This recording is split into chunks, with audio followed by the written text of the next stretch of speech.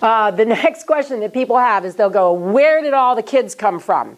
Because all of a sudden you see all sorts of people, and if Adam and Eve only had Seth and Abel and Cain, how do you explain where all the people came from? Well, go to Genesis 5, and it actually says that Adam and Eve had all sorts of children. That's not a problem. So where did Cain get his wife? It was either his sister or his niece. And I know, usually when you say that, I know immediately Michaela's face is like, oh my goodness, it was his brother. Anyway, and I know that's how most of us look at it. We go, what? It's his sister. Ugh, blah, you know. Anyway, but you got to remember that back then the gene pool was cleaner, and people actually did marry within their family. Even Abraham and Sarah were half brother and half sister. And remember when Jacob wanted wives for the kids? Let's see, it was Isaac. Isaac wanted a wife for Jacob, and he went back to the family, didn't he? People used to intermarry within the family because at that time the gene pool was cleaner, and so that wasn't a problem. In other words, we were closer to when God originally created everything, and there was less mutation to mess up the DNA.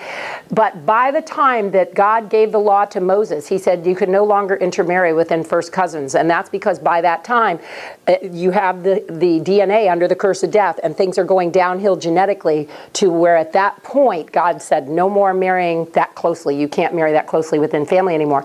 And do you know that's what happened in the late 1800s and early 1900s? European royalty intermarried too closely, and that's why there was so much hemophilia, the bleeding disease and stuff like that in the late 1800s and early 1900s. And so that admonition was ignored. So anyway, I just wanted you to know, where did Cain get his wife? Well, it was either his sister or his niece. Adam and Eve had lots of sons and daughters. Once again, go to Genesis 5 and you'll see the report of that there. The next question that people will ask, I'm just trying to hit some so that when you hear them, because these are the most common questions I've heard, is, well, how did those people live so long? Did they really live so long? Well, yes, before the flood, people lived an average of 900 years, believe it or not.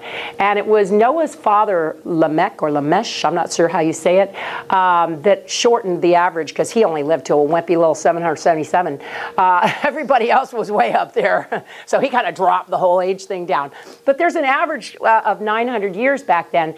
And then after the flood, and we see after Noah and his kids, the lifespans quickly shortened. And so a lot of people would like to say, well, then it must have been environmental differences that occurred during the flood that actually caused lifespans to shorten.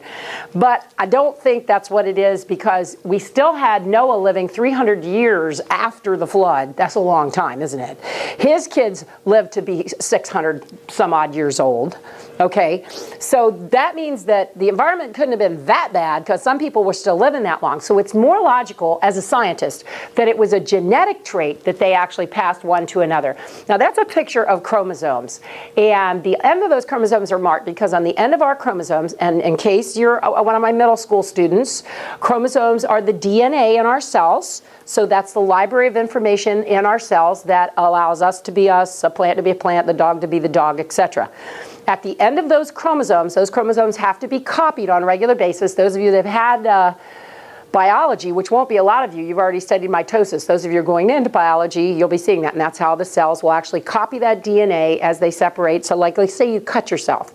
Your skin would have to make new cells. So it would copy the DNA so that every cell has a whole copy of the whole thing, and the cell would be complete in and of itself. Well, as that DNA is copied, there's this little ends on the chromosomes called telomeres. Think of them like counting beads. And every time the cell copies the chromosome, it cuts off one of these counting beads. When all of the telomeres are gone, it will not copy the chromosome anymore, and you die. Can't live forever. The chromosomes will stop being copied at a point. The idea is that now our telomeres are approximately long enough that we can live approximately 120 years. I don't care how perfect you are, you're probably not going to live much past 120 years old, because that's how many times your cells will be able to replicate themselves or divide. We think maybe the people before the flood had longer telomeres. And if they had longer telomeres, it would explain what we see with the population. It's called the genetic bottleneck. The population is bottlenecked down to 8 people that got on the ark and got off the ark. And so we see a loss of the trait very quickly over time after that. It wasn't immediate, but we see that the loss of the trait occurs to where you no longer see people with that kind of longevity. Okay? So just wanted to give you one possibility. Not saying that's for sure what happened, but one possibility. I just want to tell you this because it's just, I think it's cool. If you look, it's from a guy that was a Jewish gentleman that found Messiah. So he found Jesus, and so he's a messianic person. And in his book, it was interesting because he gave what the names mean between Adam and Noah, and it tells the gospel message, which I thought was very interesting. If you look at the names between Adam and Noah, it says, man appointed mortal. Mortal means you're going to die. Sorrow. Well, that's a sad message. The blessed God shall come down teaching. His death shall bring the despairing rest or comfort. Isn't that cool? When I saw that, I was like, wow. Everybody should know that that's what those names mean. So, God created a perfect world. There was no death of anything with the nephesh, the breath of life in it, until after Adam and Eve sinned.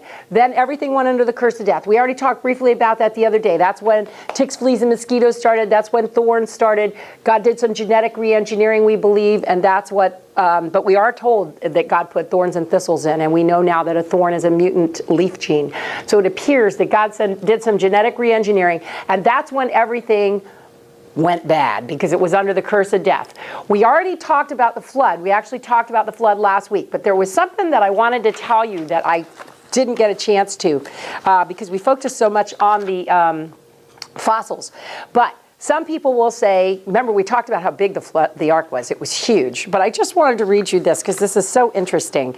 There are some naval architects, so people that build big ships, and it says here, it was, this is an article from Answers magazine, it says, it would almost be impossible to tip the ark over even a fraction, because it could handle a 60-degree turn and correct itself. Think about that, okay? And so it could handle basically almost being turned over and then would correct itself. And it says, David Collins, who worked at the naval, as a naval architect, showed that even a 210-knot wind, that is 3 times hurricane strength, could not overcome the ark's righting moment. In other words, that it would correct itself, which would have stopped the ark tilting much more than 3 degrees. Further, a Korean naval architect confirmed that the barge with the ark's dimensions would have been optimally stable. They concluded that if the wood were only 30 centimeters thick, that's only about like that, less than a foot thick, it would have navigated sea conditions with waves higher than 100 feet, and it wouldn't have affected it. So, once again, it could have, some fanciness to it, but it was a very stable vessel. As a matter of fact, I'm just going to rat him out on this. My husband wasn't a Christian when we were first together. And I remember the first time, he's a very much a nautical person, and he was in the Coast Guard, and he was raised on the water and, captaining ships and stuff. And boats, I should say, not ships. And when I told him the dimensions of the ark, just in talking, I remember he stopped and he said, wow, that's the most seaworthy dimensions a vessel could have. And he was very confused. And I said, well, sure it was. God knew what he was doing. See, at the time, my husband wasn't a believer. So he was very confused how the ancient Hebrews could know what the best dimensions of a ship was. Pretty neat, huh? And there's people that want to tell us that the flood story or history was actually copied from other secular stories. Because I want you to understand there's 272 ancient cultures that remember the flood. There's a story of Gilgamesh that talks about a flood. And it's a world-covering flood where only a couple people got through and everything else died. I mean, ancient cultures remember the flood. It was a big deal.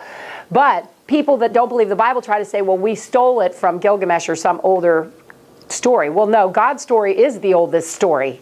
And Gilgamesh's ark was a cube. Blow on it funny and it'll flip over. Ours is the only one that is correct with the physics, it's correct with the architecture, it's correct with all the zoology, everything about it is absolutely accurate. All the other ones are mythological. So, except for the fact that it was a story about a flood. So I just wanted you to be aware of that. And that's that Gilgamesh epic, and the one that people will throw up. I'm going to warn you, if you go to a secular college, you'll probably hear this again, okay? And you can go to Answers in Genesis and get articles on that so that you're properly prepared to respond to people at the colleges and universities. Yesterday we spent a lot of time on the flood and how the rock layers were laid down, how they're used for dating purposes, why we would see the fossils in them, and that the uppermost rock layers were actually laid down by the Ice Age, which is what we're going to do right now. Yes, ma'am. Question about the art. Have you ever found any reading material that showed how they cleaned the ark? Yes, there's actually a whole book called Noah's Ark, a feasibility study, and it talks about, so if you'll go on Answers in Genesis and just do those words, answersingenesis.org. Actually, I think I have that book at home if you wanted to borrow it. But they have gone through the animals probably hibernated for part of that trip because the weather was so bad outside, and critters tend to not like that kind of thing. I don't know about your critters, but my critters will hide when things get bad outside. So it's thought that most of the critters probably hibernated for a portion of the trip.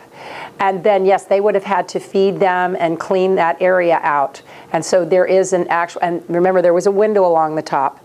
And after 5 months and the water started to recede, the ark settled. So they weren't floating around anymore. But they had to have everything they needed to feed them and water them inside. And yes, there is a whole book on that written by a professor at a college.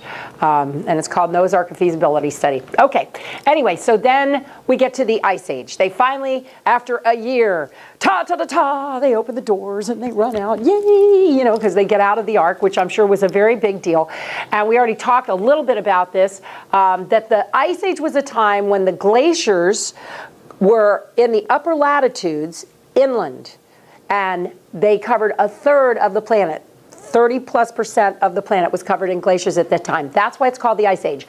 Nobody, including the secular scientists, believed that the entire planet was covered in ice. I want you to understand that. When the evolutionary scientists and we say the Ice Age or Ice Ages, we're just talking about there being more ice than there is today. We're not talking about the whole planet being covered in ice. I want you to understand that.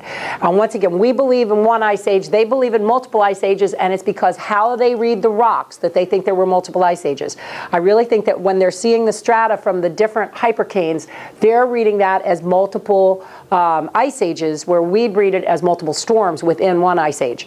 Once again, the only way you can explain how it was ever an ice age, even one, you need warm water and cold air, and the secular scientists can't tell you ever why there was one, even one, why you would get the conditions, and yet they know there were ice ages because of what they see in the rocks.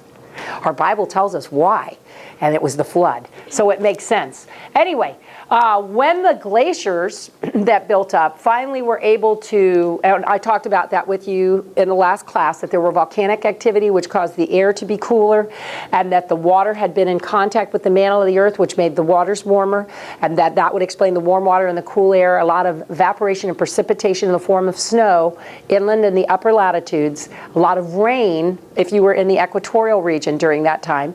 If you were near the oceans during the Ice Age, it was warm, including on the north coast of Siberia and Alaska. If you were inland, even like in some place like St. Louis, it would have looked like the North Pole. 100 or 200 years into it, into the Ice Age, because the glaciers would have built up there. As those glaciers started to melt at the end of the Ice Age, and the Ice Age would have ended approximately 700 to 1,000 years after the flood. I told you last time we were together, around the time of Joseph being in Pharaoh's court might mark when the Ice Age ended.